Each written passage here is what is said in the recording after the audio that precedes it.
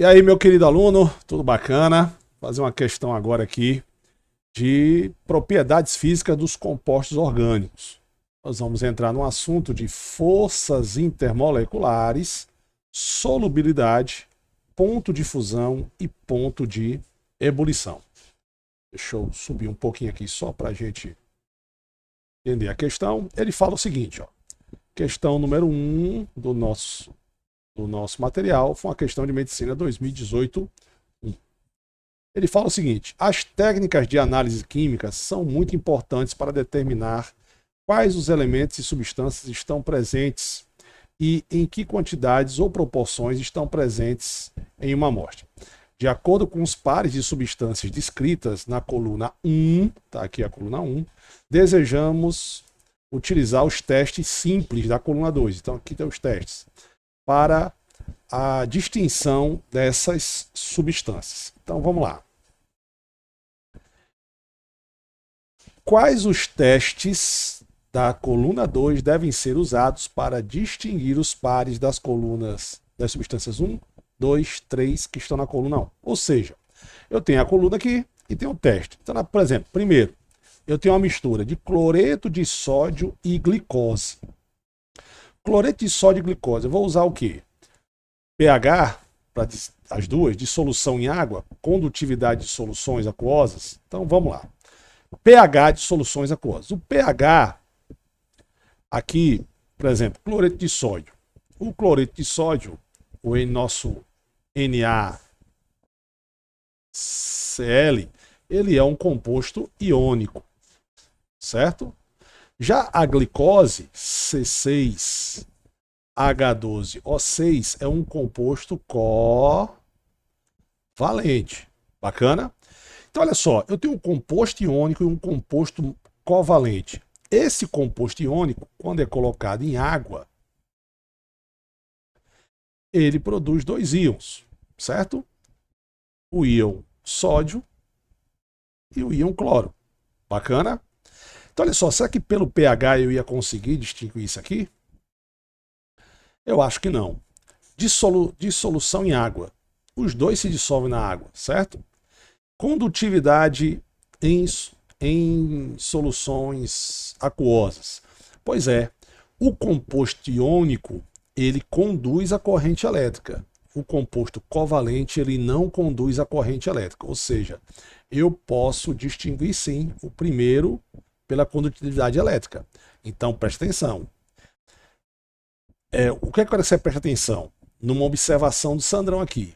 Sandrão, então você está me dizendo que todo composto iônico, quando em água, conduz a corrente elétrica. Beleza. E o composto covalente não? Não é isso que eu estou dizendo. Eu quero dizer que você presta atenção. O ácido, por exemplo, o HCl ou outro ácido, quando você colocar ele em água, ele vai produzir um cara chamado hidrônio.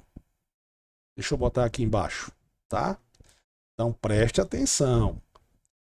HCl, hidrogênio ligado a cloro, a ligação é covalente. Mas quando eu boto esse cara em água, eu vou produzir um hidrônio, H3 ou mais, e o Cl-. Se eu produzir íons, eu vou conduzir a corrente elétrica. Agora tem o seguinte, preste atenção. O composto iônico, se você passar ele para o estado líquido, ele conduz a corrente elétrica. Ele puro. Já o composto covalente, que produz íons, no caso do ácido, né, esse caso vai acontecer nos ácidos, ele conduz a corrente elétrica se ele estiver em solução aquosa. Então, o primeiro eu posso distinguir desse jeito. O segundo, naftaleno e sacarose, aí você vai lembrar da nossa querida química orgânica. O naftaleno, ele é um hidrocarboneto. Carboneto. A sacarose, que é C12H22O11, ela tem na sua estrutura um monte de OH. E o OH, ele vai fazer o quê? Ele vai fazer pontes de hidrogênio com a água. E o hidrocarboneto, ele não é muito solúvel em água, já a sacarose é. Então, o naftaleno, ele não é solúvel em água, mas a sacarose é porque ela faz pontes de hidrogênio. Então, o segundo seria dissolução em água.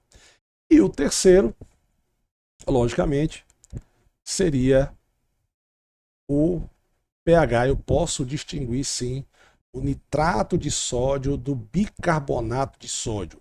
Nitrato de sódio. Então, vamos lá. Quem é o nitrato de sódio, Sandra? Nitrato de sódio. NaNO3. Bicarbonato de sódio. NaHCO3. Qual é a diferença? A diferença aqui é o seguinte. Um sal pode ser formado pela união de um ácido mais base, vai formar sal e água. Bacana? Mas o contrário também é verdadeiro, ou seja, a hidrólise do sal pode formar um ácido e uma base. Só que aí é o seguinte, esse sal pode ter um caráter mais ácido ou mais básico. Depende de quem? Depende do seu cátion e do seu ânion. Então lá vai o macete. Divide no meio.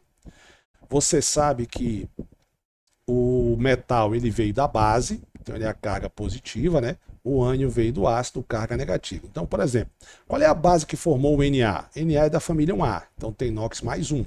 Então, por exemplo, esse cara aqui foi formado pelo NaOH, que é uma base forte.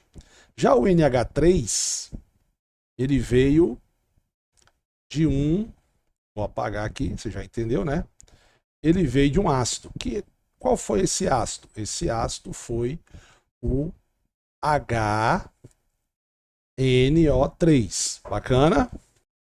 Aí você vai falar, Sandrão, como é que eu vou saber que é um hidrogênio só? Infelizmente, você vai ter que ter estudado funções inorgânicas e saber que o NOx do nitrato e também do nitrito é menos 1. Então ele vai ter que ter um hidrogênio só aqui.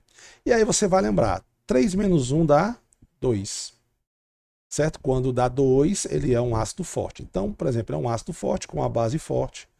pH aqui seria um pH neutro. Já aqui, ó, você vai ter a mesma coisa, polo positivo, o bicarbonato é negativo, só que o bicarbonato ele é originário a partir de um ácido fraco. Quem é esse ácido fraco?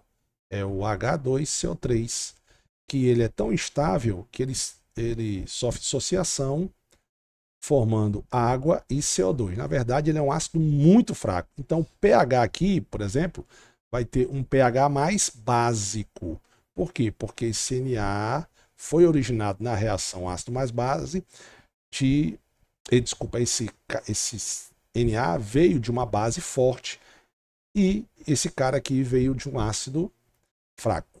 Então, logicamente, pelo pH eu posso distinguir as duas, porque as duas terão pHs diferentes. Por isso que é importante você vir acompanhando o raciocínio das questões, né? Porque eu já dei essa aula de pH e pOH, então seria o Z, o 2 seria o Y e o 3 seria o X, letra A. Bacana?